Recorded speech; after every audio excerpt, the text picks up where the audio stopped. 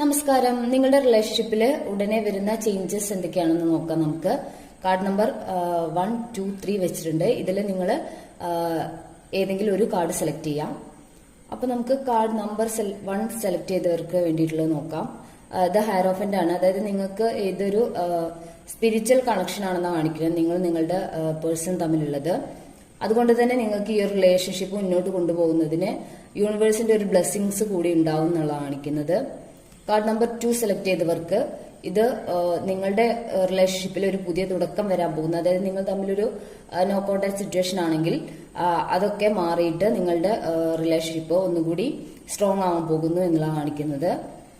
Card number 3 select ചെയ്തവർക്ക് ഇത് നിങ്ങളുടെ ഈ റിലേഷൻഷിപ്പ് വളരെയധികം ബ്ലെസ്സിങ്സോട് കൂടിയിട്ടുള്ള ഒരു റിലേഷൻഷിപ്പാണ്. അതുകൊണ്ട് തന്നെ ഈ ഒരു റിലേഷൻഷിപ്പ് സക്സസിലേക്ക് എത്തും എന്നുള്ളതാണ് കാണിക്കുന്നത്. Thank you.